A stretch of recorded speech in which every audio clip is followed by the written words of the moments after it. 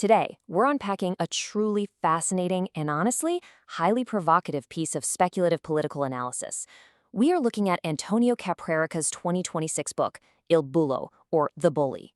Written from the vantage point of early 2026, Caprarica constructs this vivid, hypothetical future exploring a second term for the 47th President of the United States. Let's map out his central thesis and look at the case studies he uses to project a massive shift in global geopolitics. Okay, let's dive right into this. Caprarica's core argument here is that this hypothetical second term fundamentally dismantles traditional Western alliances. He suggests the post-Cold War order, the one built on multilateral agreements and shared democratic ideals, is actively replaced by something entirely different.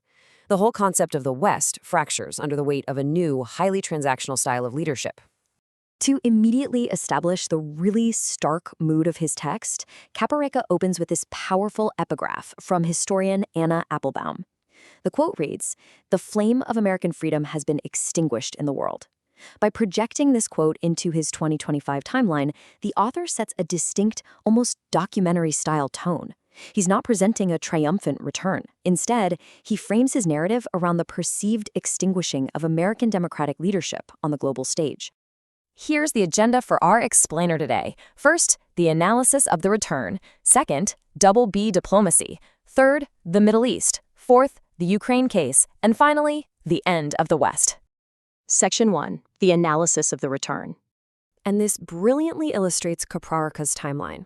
He asks us to imagine a world where the administration has been in power for just 8 months, and the global community is starting to realize the old rules of engagement are completely gone. He anchors his fiction with really specific dates, starting on September 23, 2025. He describes a 59-minute United Nations speech that literally leaves the Global Assembly astounded by its aggressive rhetoric. Then he moves to October 8, detailing a miraculous but fragile truce in the Middle East. And finally, he projects a really dark turning point on November 21 with a devastating ultimatum delivered to Ukraine. These three pillars support the entire geopolitical thesis. So a huge central theme in this analysis is an ideological shift. The old populist slogan of America First rapidly morphs into something far more extreme, America Only. Now, this isn't just about prioritizing national interests. Caprarica argues it represents a hard pivot into 1930s-style isolationism and protectionism. By adopting this America-only stance, the U.S. ironically shrinks its own global influence, leaving it isolated on the world stage, while internal tribalism just fuels domestic conflict. Section 2, double B diplomacy. So if America only is the philosophy, how is it executed internationally? Well, the theory presented here is that traditional diplomacy, built on shared values, international law, and long-term alliances, has been entirely replaced by two blunt instruments: bullying and business. The bullying aspect relies on the unabashed threat of overwhelming military brute force. Then you have the business side, which treats literally every international crisis like a real estate deal, relying heavily on massive financial leverage and private transactions to secure agreements. It's a purely transactional approach where power and money dictate the terms. Let's move to Section 3, the Middle East. Caprarica applies this theory directly to one of the most volatile regions in his 2025 timeline. We see an October 8th truce that completely stuns the world, and this is where the bullying aspect is violently applied. The American president aggressively twists the arm of Israeli Prime Minister Benjamin Netanyahu to force a halt to the conflict. Simultaneously, Hamas is threatened with absolute hell, backed by the very real threat of American B-52s, which compels them to release 20 hostages. But while this stops the immediate massacre, the dark aftermath follows fast.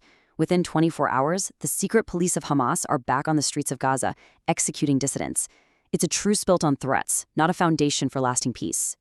Now, what's really interesting about this slide is the direct link drawn between public statecraft and private enterprise. The text notes that the official envoys, real estate developer Steve Witkoff and the president's son-in-law Jared Kushner, were simultaneously securing lucrative investments for the Trump family business from the sovereign wealth funds of Saudi Arabia, the Emirates, and Qatar. It portrays a scenario where public diplomacy and private financial gain are essentially indistinguishable. To drive this point home, the book highlights a staggering specific number: $55 billion. According to the speculative timeline, this is the value of a massive transaction where Jared Kushner acquires the video game giant Electronic Arts, partnering with Saudi sovereign wealth funds. And this happens right as the peace negotiations are concluding. This multi-billion-dollar deal represents the ultimate triumph of the business doctrine, showcasing how international crises are leveraged for immense private financial windfalls under this new regime. Section 4, the Ukraine case. Moving to an even darker application of this transactional diplomacy, the book projects a devastating moment on November 21, 2025. Washington delivers a brutal ultimatum to Kyiv: accept a pre-negotiated peace plan with Russia or lose all military and financial aid immediately. Ukraine is forced into a corner, not by the Russian army, but by its own primary ally. According to Caprarica, this single act turns the cohesion of NATO into a joke, completely betraying European allies just to secure a swift, transactional deal with a foreign adversary. Which brings us to Section 5, the end of the West. By examining these theoretical case studies, the analysis arrives at a stark, sweeping conclusion. The concept of the West, an international order previously rooted in human rights, open societies, and multilateral cooperation, has been entirely dismantled. In its place, we see the triumph of neo-imperial logic. It's a return to the law of the jungle, where international relations are dictated purely by who holds the most power and who controls the most capital. The alliances of the post-Cold War era are, in this speculative vision, shattered beyond repair. To provide some historical context for this shift, a really sharp comparison is drawn. Looking back 200 years to Alexis de Tocqueville's idealized vision of American democracy, we see a nation defined by extraordinary civic solidarity and unparalleled freedom of thought. That is juxtaposed with this projected 2026 reality, an America defined by the pursuit of money and power at the highest levels, coupled with fierce internal tribalism and conflict on the ground. The contrast is designed to show how far the core identity of the nation has shifted in this theoretical timeline. Which leaves us with the ultimate question posed at the end of this analysis. If traditional diplomacy is replaced by bullying and business, and if historical alliances are traded for transactional power plays, what will remain of the American dream? It's a provocative question derived directly from the text, and it challenges us to deeply consider the foundations of global democracy and the true cost of transactional leadership. Thank you for joining me on this deep dive into Caprarica's speculative framework. Keep analyzing, keep learning, and we'll see you in the next explainer.